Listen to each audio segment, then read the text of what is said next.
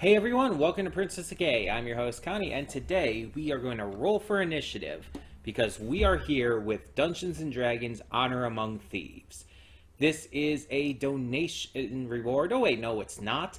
This is not a donation reward. It is something I have just decided to do on my own. And that's because, honestly, I didn't want to wait for it to be a donation reward. I didn't know if it was ever going to be chosen. I don't know if like anyone had plans for it. Maybe for next month for the double reward month. That's it. I don't know if anyone was planning on it, but just to be safe, I'm going to get to it now. And I was kind of contemplating whether I would get to it before or after I finished Vox Machina, at least season one. And I decided again, just I'll get to it now. We'll just take care of it right off the bat. And also, it's kind of like an extra movie this week, because this is on top of the two normal donation rewards that we're going to still be doing this week. This is just a bonus. Partially because of coming back from our break, I just wanted to give you something extra, but also because of, as I said, I just wanted to get to this.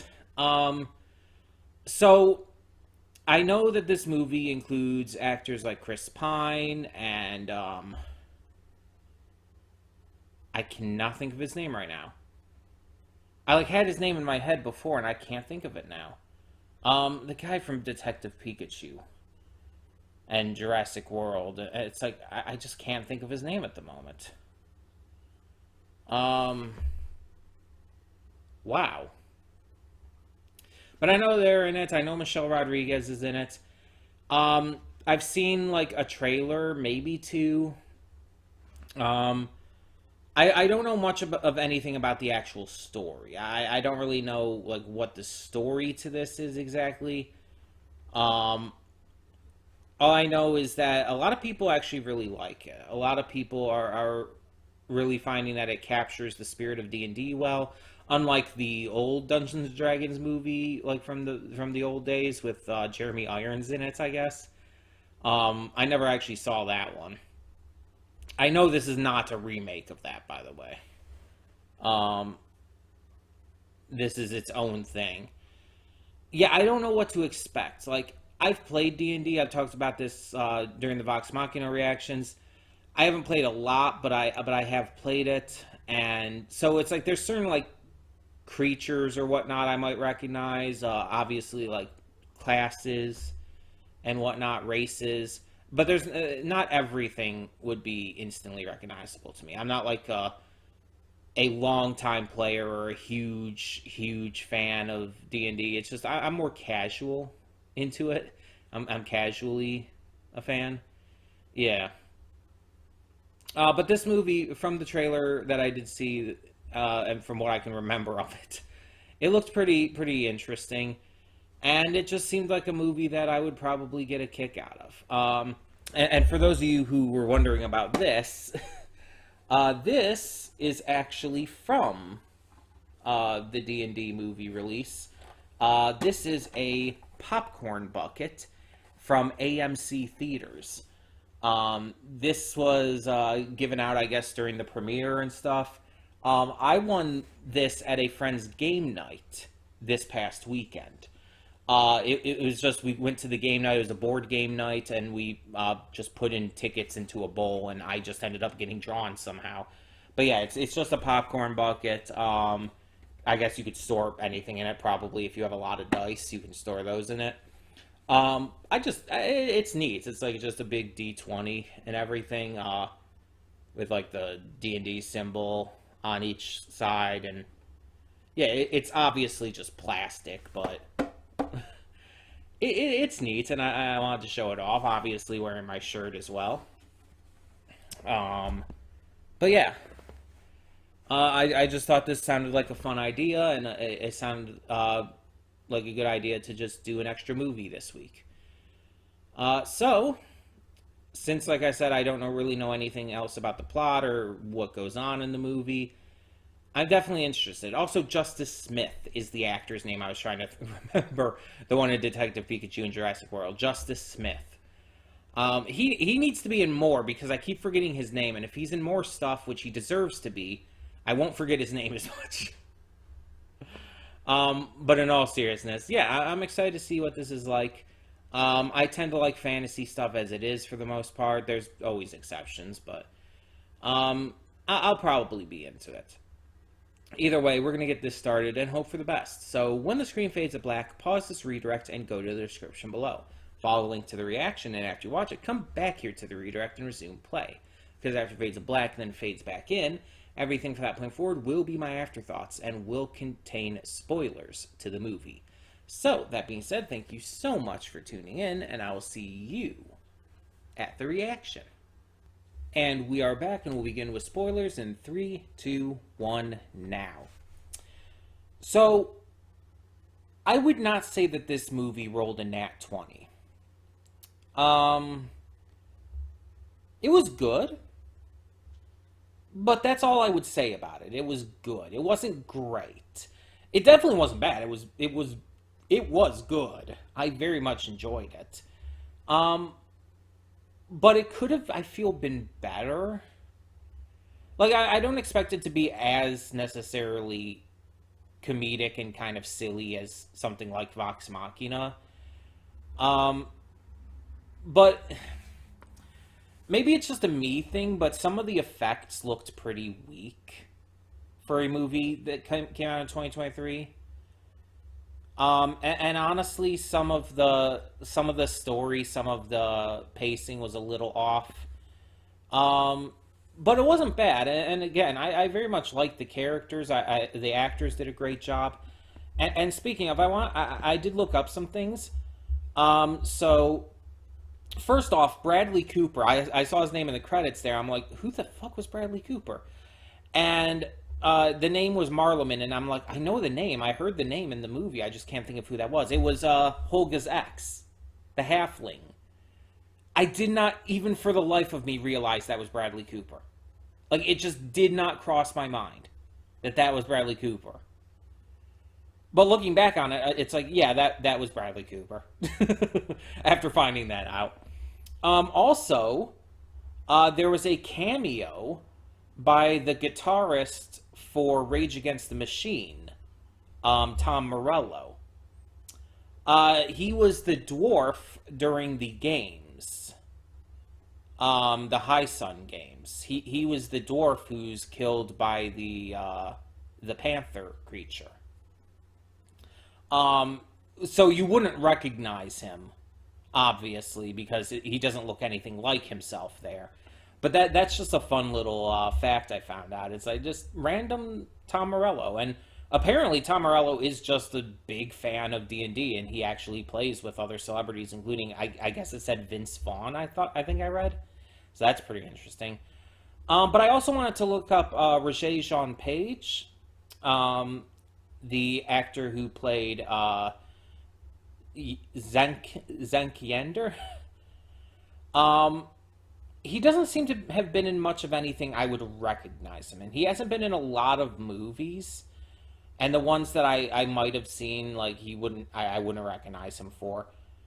Apparently, he had a main role in season 1 of Bridgerton, but I never saw that. Like, I only know of that. So I would not be able to recognize him from that at all. And yeah, not really anything else here that I'm seeing. So he seems fairly newer. Like, it looks like he started acting overall in 2001. But, like, he really hasn't had a lot of roles. Like, he only had two roles between two other roles between his 2001 role and his 2010 role. And the 2010 role was just an uncredited cameo. And it's like he's gotten bigger, it seems, in more recent years, especially since the 2020 started. He's getting a little more roles. So, yeah, he's just not as high profile as some of the actors in this. Like, obviously, Chris Pine is pretty prolific at this point. Michelle Rodriguez has been in a lot. Even Justice Smith has been in quite a few notable things at this point, from Jurassic World to Detective Pikachu. He's in the video game The Quarry, which, by the way, is still I will always shill for that game. It's a great game. Sophia Lillis, I don't recognize the name, but apparently she was in the It remakes. So there's that. Hugh Grant, obviously, huge name there. Chloe Coleman, who was Kira, was apparently in Gunpowder Milkshake, I guess. But it doesn't seem like she was in a lot from what I'm seeing here. Daisy Head, let me see if she was Sophina. Let me see if I know her from anything. Shadow and Bone, I haven't seen that. Underworld Blood Wars. I think I saw that. I think I've seen all the Underworld movies, but I don't remember enough about any of them, if I'm being honest. And apparently she's in an episode of The Sandman as well. I've only seen episode 1 of that, though. But yeah, not really anyone else I really recognize, and that's fine. The movie overall, it had some good humor to it. Had some good heart. I actually really like the story with Edgin and his daughter. Not only just trying to save his daughter, but also having to realize why he was trying to save his wife in the first place. Why he was trying to bring her back, and in the end, choosing to forego that to bring back instead the only mother that his daughter ever really knew. That being Holga. And I'm actually surprised that he and Holga didn't actively get together in the end.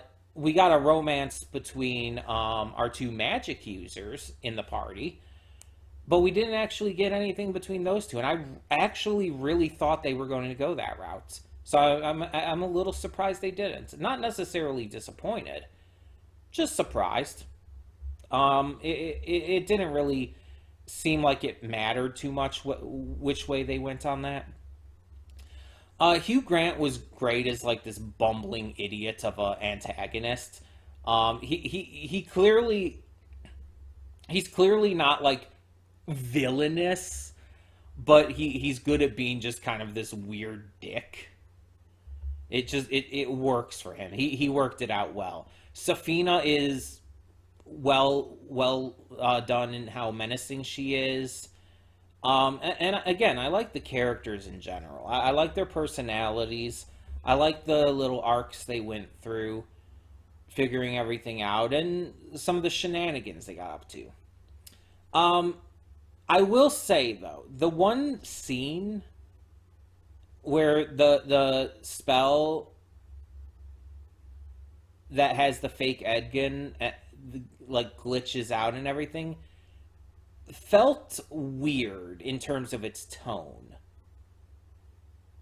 I bet you anything I'm gonna find that scene on TikTok.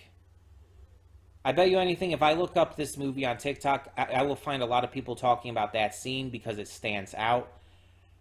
But for me, it stands out for the wrong reasons. It feels tonally off from the rest of the movie. Like, there's comedy in the rest of the movie, but that scene felt just out of place. It felt weird and random, and it just like that felt like a scene that would have worked better in something like Vox Machina rather than this.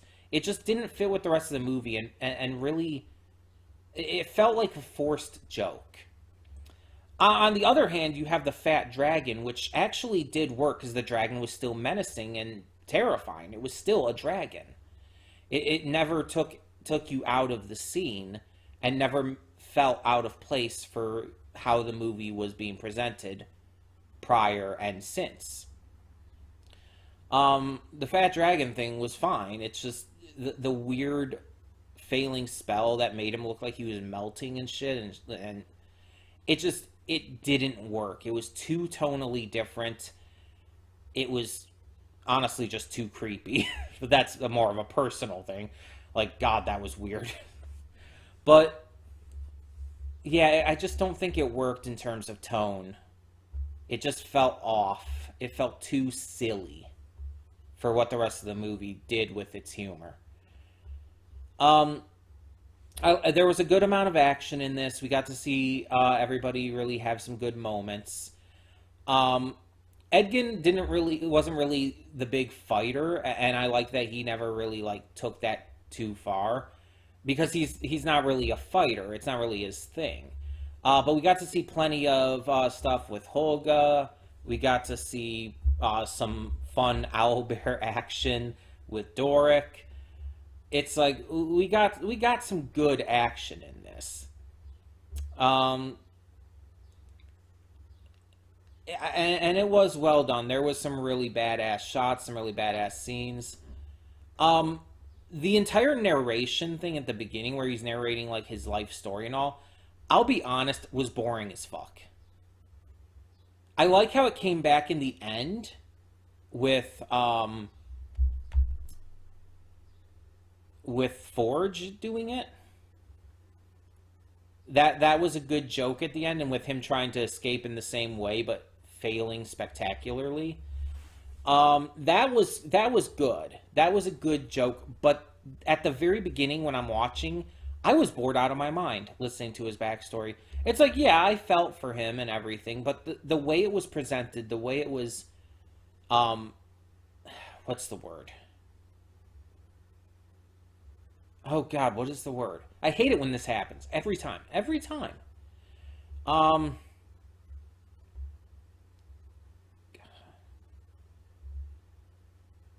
just the way it was, just the way it was being told, the way it was being showcased. Exposition, that's what I was thinking of. It felt like just pure exposition and not even delivered in a fun way. Because I've seen exposition done in a good way, in good ways before, but this was not that. This just felt like heavy exposition for the sake of exposition, and it didn't feel natural. It honestly, it was honestly boring. It really was. Him jumping out the window with the one council member was fun, but prior to that, it was honestly really boring. And it came back into play later, and that's all great and everything. But yeah, I feel like that could have been handled a little better.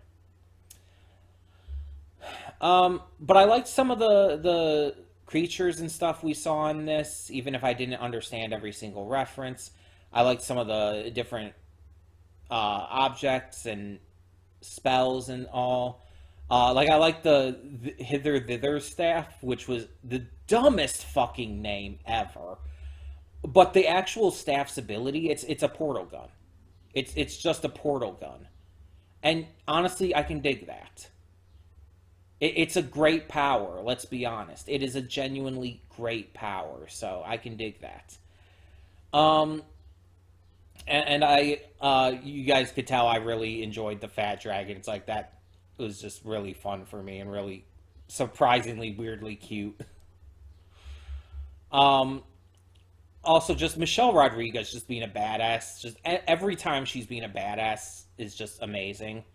Because it's like Michelle Rodriguez is great at playing badass characters. It's kind of her wheelhouse in a way. Um, she's she's really good in that role. And I love the entire potato thing. Like she just really likes potatoes. That's great. Um, and I like that there's a good amount of depth to this, but it's not too much to the point where it gets hard to watch. Like I've seen movies where they try to add in so much depth where it's just like this is just boring. It's like you're trying too hard. It's very clear, and it's just not entertaining anymore. You have to balance it out. And I think this movie balanced it out well enough. Again, it could have been better. The tone was off on some things. It wasn't perfect by any means. Like I said, I wouldn't call this a great movie, but I would call it a good one. On an out of 10 scale, maybe just based off of these initial impressions, I would give it like a 7.5. I think that's pretty fair. Maybe an 8 if I'm feeling generous, but not above that. Uh, it's good, but it's not that. It's not good enough to be above an 8. 7.5 to an 8, somewhere in that range, I would say. Um, Also, apparently, one last little fun fact about the casting. Um, the other characters who were in the gladiatorial games and all were apparently live action cameos of the characters from the original Dungeons and Dragons cartoon in like the 80s. And it's like, oh, that's fun.